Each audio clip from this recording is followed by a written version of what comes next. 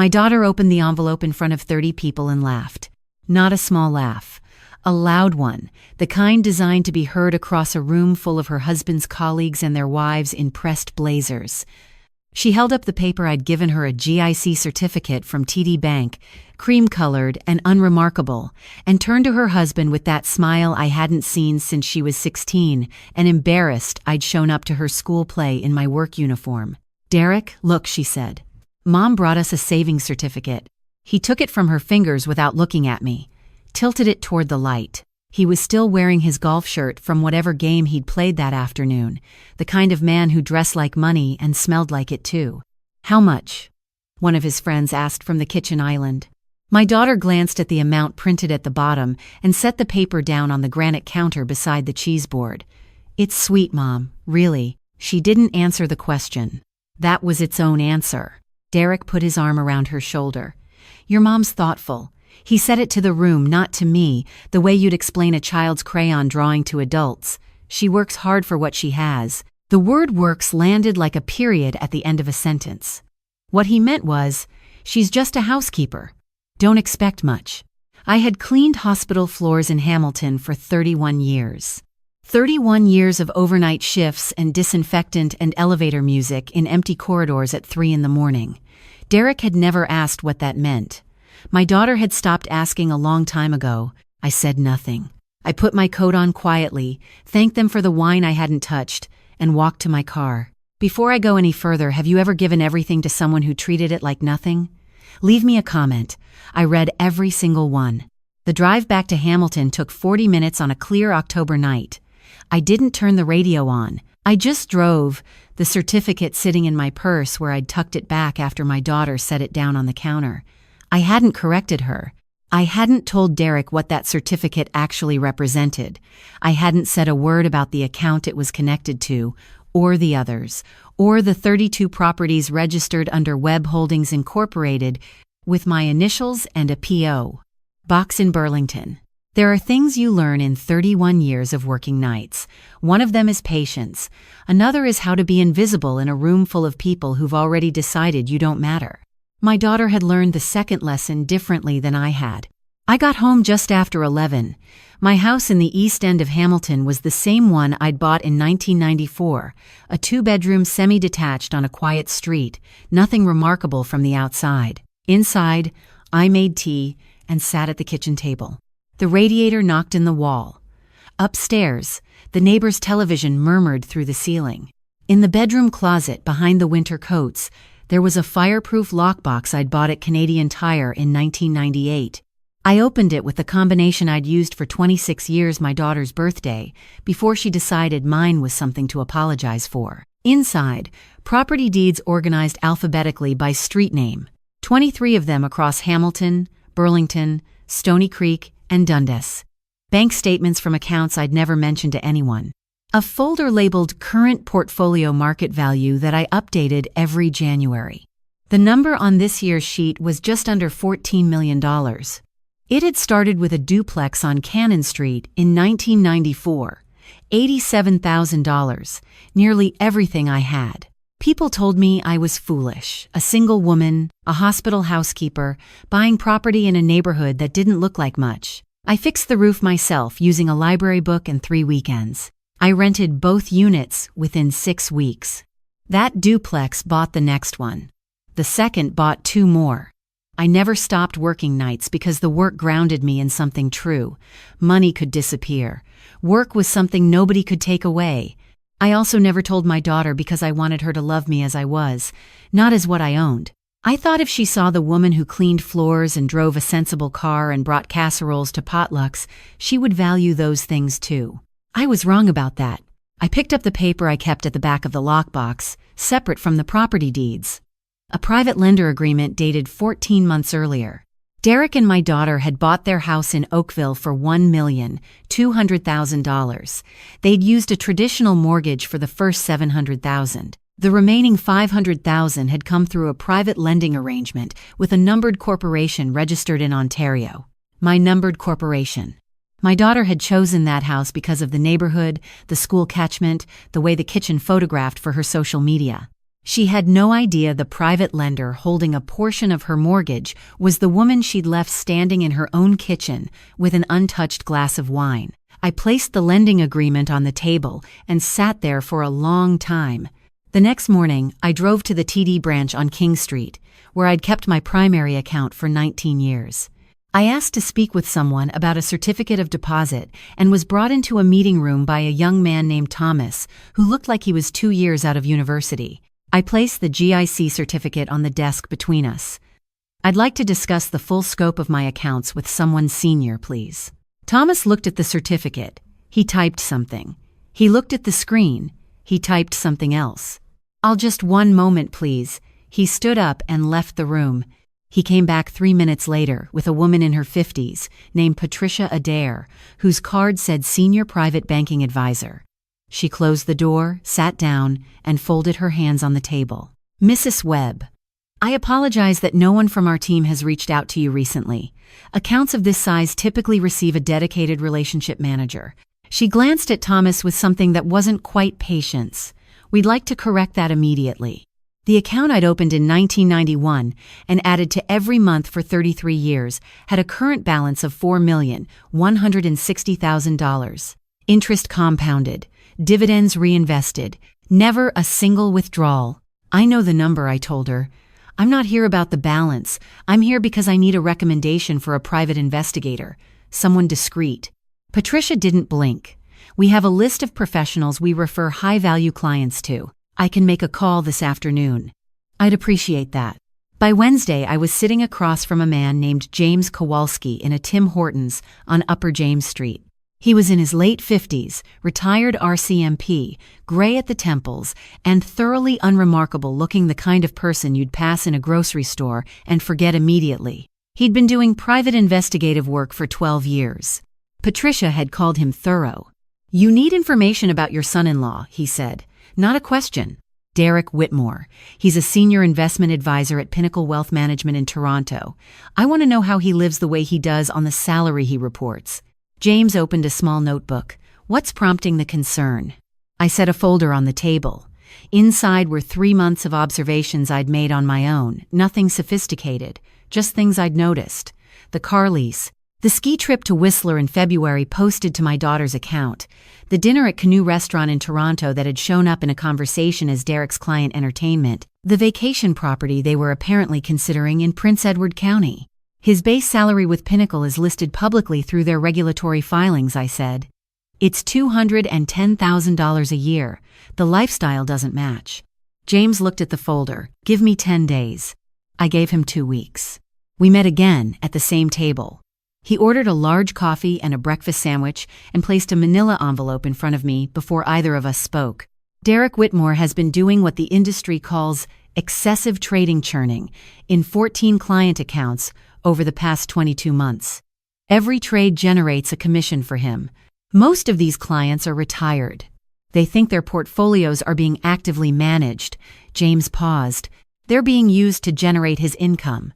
I opened the envelope. Inside were brokerage statements, trade logs, and printed emails. Derek's name was on all of it. "Is this illegal?" "What he's doing falls under CIRO's guidelines for unsuitable investment activity and breach of fiduciary duty. It's a regulatory violation that can result in significant fines and suspension. But there's more." James turned to a second set of documents. 3 of those accounts belong to clients who gave Derek discretionary authority. He's been moving funds between their accounts and a holding account in a way that's difficult to trace unless you know what to look for. "How much?" "I can't give you a precise number without forensic accounting, but my estimate is somewhere between $250,000 and $400,000 over the past 2 years. I studied the papers. Retired teachers. A widower in his 70s. A woman who had sold her house to fund her retirement. People who had trusted a man in a good suit to protect what they'd spent a lifetime building. Does my daughter know?" "I've been thorough," James said quietly. "Her personal accounts show no deposits that can't be explained by her own income. She's listed as a beneficiary on some accounts, but has never accessed them. As far as I can determine, she knows nothing." I should have felt relieved. What I felt instead was something more complicated.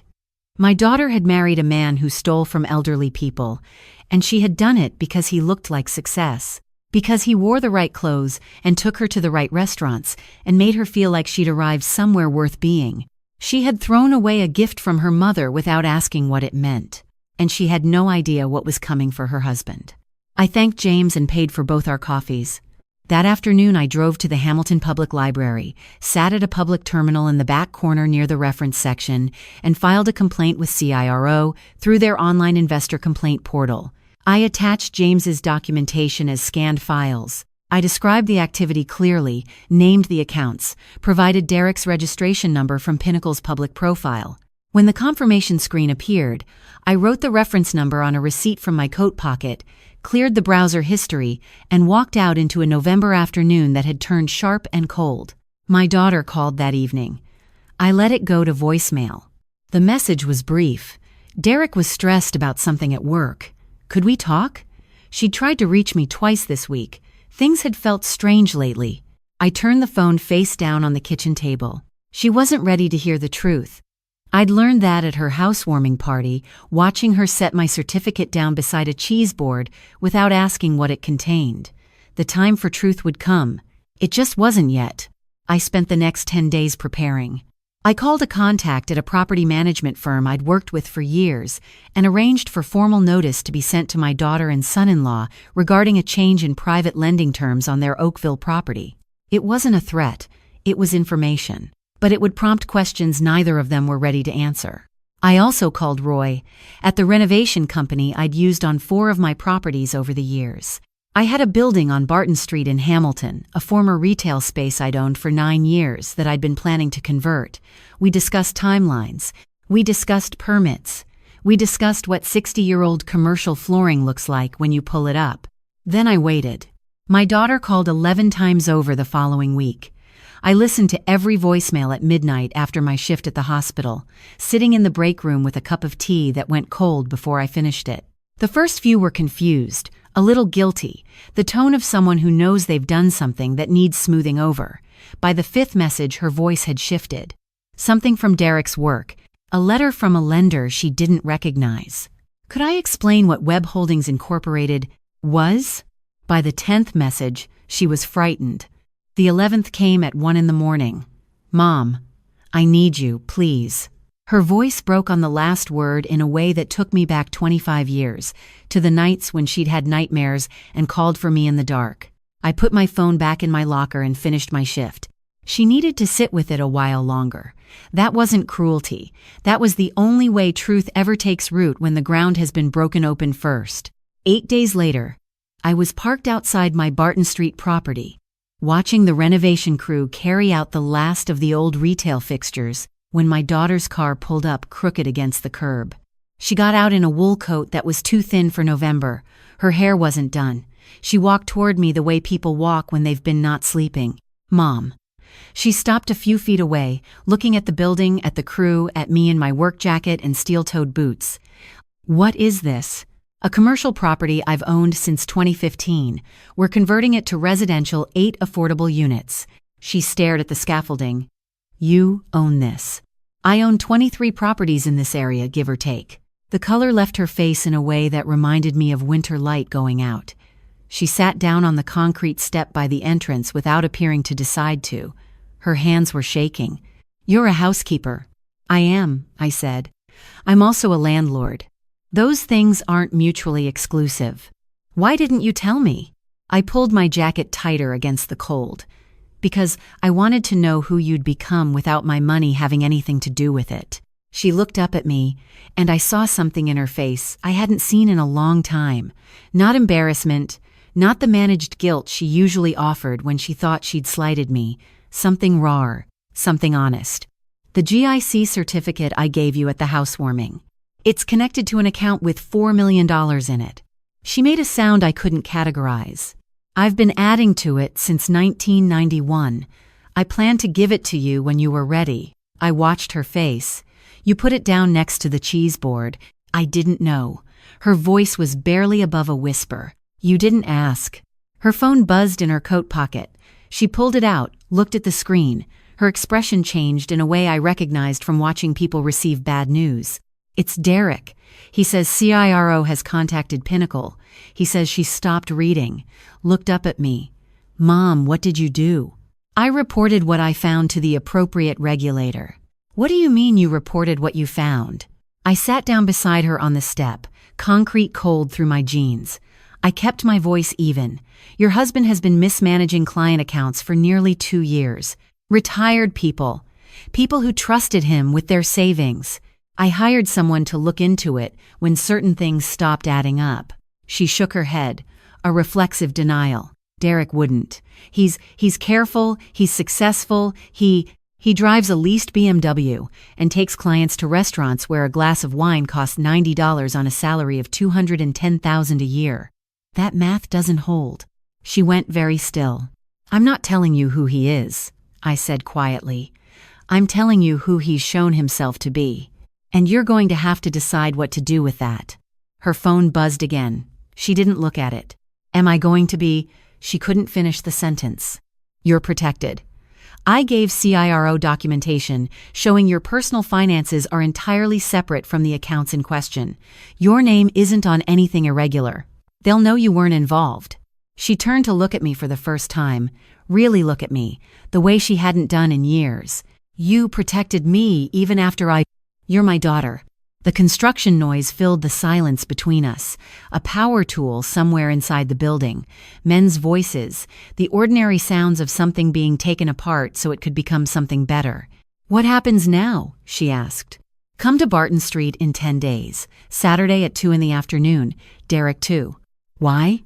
Because some things need to be seen clearly and all at once, not in pieces over the phone. She wiped her face with the back of her glove. Is Derek going to be arrested? That depends on what the investigation finds, but I'll tell you this much. Whatever happens, it will happen in front of you. You deserve to see it. She stood up slowly, still unsteady. Halfway to her car, she stopped and turned back. I'm sorry, Mom, about the housewarming, about the certificate, about she gestured at the building, at the boots I was wearing, at 31 years she'd spent being embarrassed by, about all of it. I nodded. Show me in 10 days. She drove away. I watched her car until it turned the corner. Then I went back inside to talk to Roy about the flooring on the second level. That same evening, I called the CIRO Investor Protection Office and asked to speak with the investigator assigned to my complaint file. Her name was Supervisory Investigator Carol Finneran. I'd spoken with her twice in the past week. Mrs. Webb, we've been moving quickly on this. The documentation you submitted was thorough. Have you spoken with Pinnacle? We've issued formal requests. Mr. Whitmore has been placed on administrative leave pending the investigation. A brief pause. There is enough here to refer to the RCMP's Financial Crimes Unit. We anticipate that happening within the week. I need to ask you something that's outside the usual process. She waited. My daughter married this man without knowing what he was doing. She needs to see the truth clearly, not read about it in a letter, not hear it secondhand from me. 10 days from now, Saturday at 2 o'clock. I'd like you or your RCMP contact to be present when I speak with him and my daughter together. The silence on the other end was measured. Mrs. Webb, regulatory enforcement isn't a performance. I'm not asking for a performance. I'm asking for a witness. My daughter is going to be in that room and she's going to be told her husband is a financial criminal. I'd like her to hear it from someone with authority, not from her mother, who she spent the last 15 years dismissing. A longer silence this time. I'll need to consult with the RCMP contact on this file. But I can tell you that if an individual of interest is present at a location and there's an opportunity to advance the investigation, we don't typically decline that. Barton Street in Hamilton, I'll send the address. 2 o'clock Saturday. Thank you. I went to bed at midnight and slept better than I had in weeks. Saturday arrived with the particular gray clarity of late November in Hamilton, the kind of day that strips everything down to what's actually there. I was at the Barton Street property by 1:30. The renovation was paused for the weekend. The space was framed out now, the old retail floor gone, the bones of 8 future apartments visible in the open structure. I stood in what would become the common entrance hall, hands in my coat pockets, watching afternoon light come through the plywood-covered windows. At 10 minutes to 2, my daughter's car pulled up outside.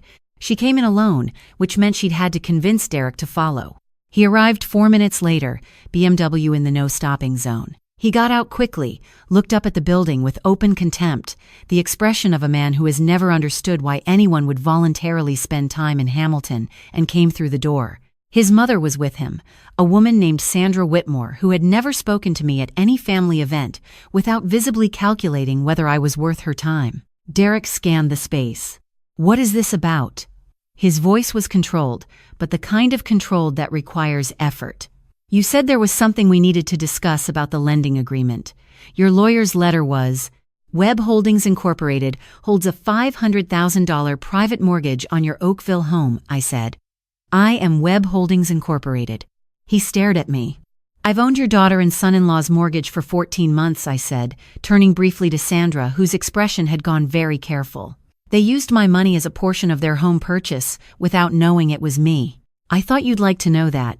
My daughter was watching Derek. Not me.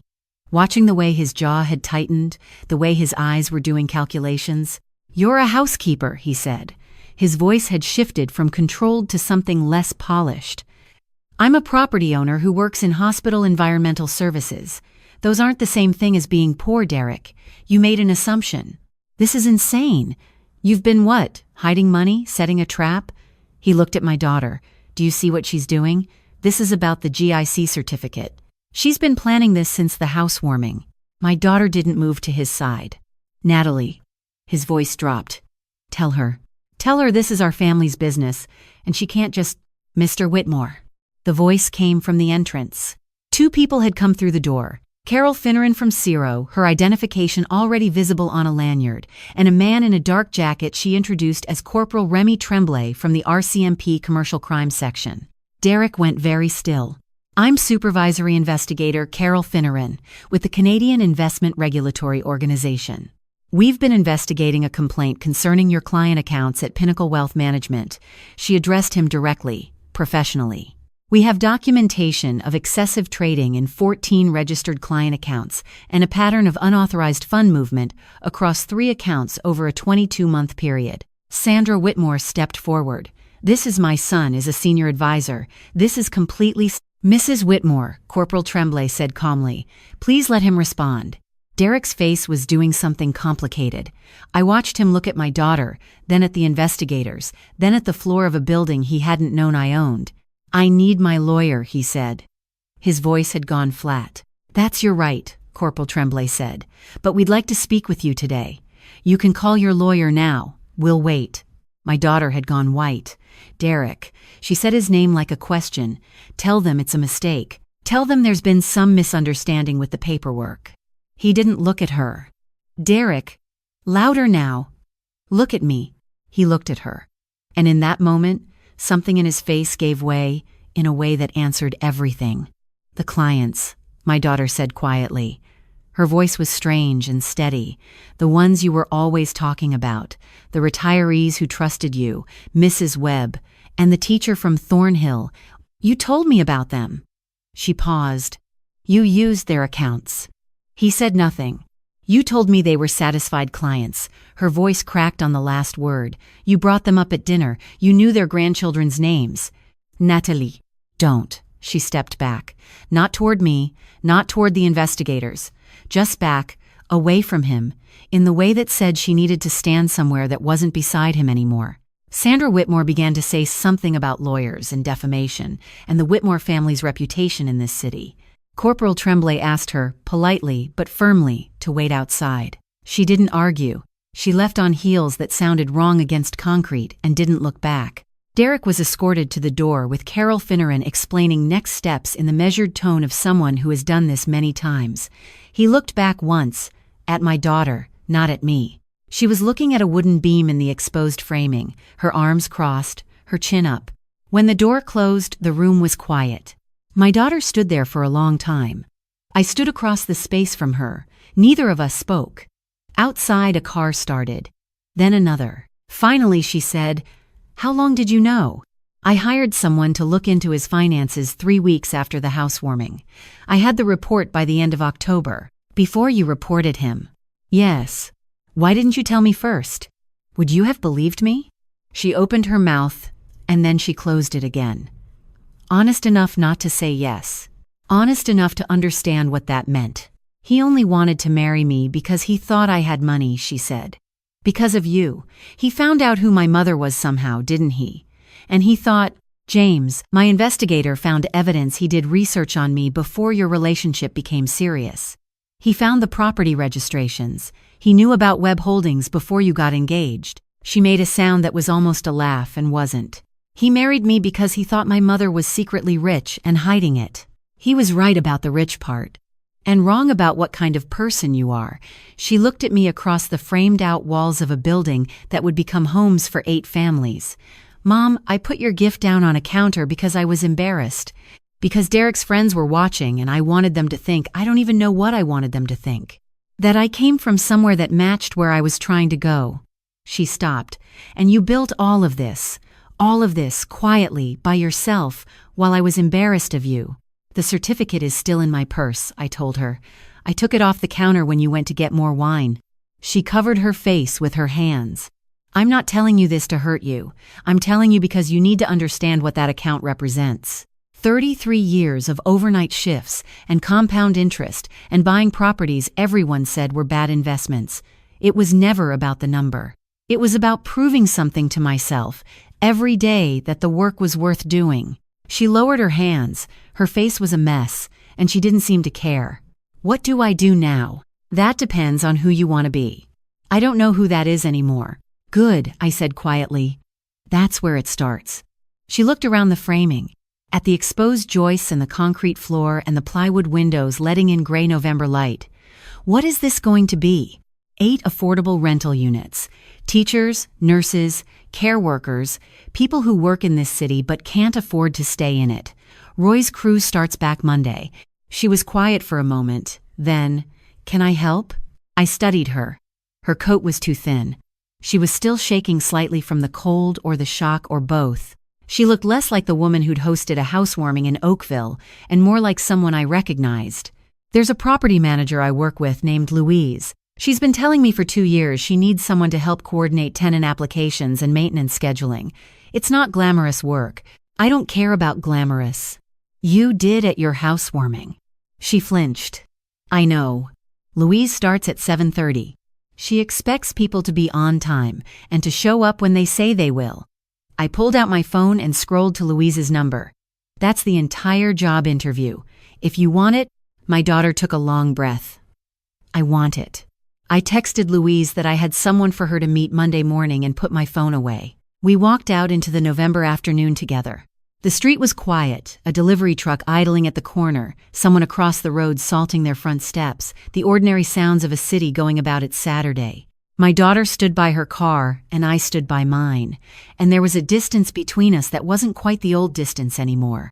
Something had gone out of it, something that had been sitting there for 15 years, taking up space. I'm sorry, Mom. She said it looking straight at me, not at the ground. For the certificate. For the housewarming. For a long time before that. I know, I said. Is that enough? It's a beginning. She nodded, got in her car and sat there for a moment before starting the engine. When she pulled away, she drove carefully, not the way she'd arrived. I drove home to Hamilton. Made tea. Sat at the kitchen table while the radiator knocked and the upstairs neighbor's television murmured, and the city did what it always did on a November Saturday. In the closet, behind the coats, the lockbox held 23 property deeds and $4 million in a savings account and a folder with my daughter's name on it. The trust documentation I'd been updating every year, adding to it without telling her. Waiting for the day she was ready to receive it, without it changing who she thought she was. I didn't open the folder that night. There was no hurry. On the kitchen wall, I'd framed a single photograph taken the day I closed on my first property on Cannon Street in 1994. A duplex with a sagging porch and a roof that needed replacing. I am standing in front of it in a parka, holding a key, squinting into March sunlight. I looked exhausted and proud and 32 years old, and I had no idea what was coming. I still have that key. The work was never about the money. The money was just proof of the work. Proof that a woman who mopped hospital floors at 3 a.m, who wore steel-toed boots to a housewarming and got put next to the cheese board that woman was building something while everyone was busy looking past her. My daughter called the following Monday evening. She'd met with Louise. Louise had put her to work immediately on a tenant waitlist that was running 8 months behind. She made me reorganize the entire filing system, my daughter said, and I could hear something in her voice I hadn't heard in years. The sound of someone who has done a concrete thing and feels the weight of it. Louise doesn't keep what doesn't work, I told her. She said you've been her favorite client for 11 years. She's been known to exaggerate. A brief silence, the comfortable kind. I'll be at Barton Street Thursday morning. Roy said the framing inspection is at 9 and Louise wants someone there to document it. I'll be there at 8:30. Mom. Yes. Thank you for not giving up on me. I looked at the photograph on the wall. The sagging porch. The key. The woman squinting into March light with no idea what 30 years of showing up would build. I couldn't have, I said. You're my daughter. We said goodnight, and I hung up and sat for a while in my quiet kitchen. Outside, Hamilton carried on cars on the main road. A siren somewhere far off. The sound of an ordinary city on an ordinary evening. The kind of evening nobody photographs or frames or remembers. The kind I have built my life around. I went to bed at 10 and set my alarm for 5:30. There was work in the morning, and I have never once been late for work. Some people spend their whole lives trying to look like they've arrived somewhere. I spent mine building the somewhere. And in the end, it turned out that was the only gift worth giving. Not the GIC certificate. Not the $14 million. Not even the buildings. The lesson. Your value is not your paycheck. It is not your address or your husband's salary or the venue you rented for your party. It is what you show up for, day after day, when nobody is watching and nothing is glamorous, and the only reason to keep going is that the work itself is true. That's what I told my daughter, and that's what I'm telling you now. The envelope is still in my purse. One day, when she's ready, I'll give it to her again. And this time, she'll know exactly what she's holding.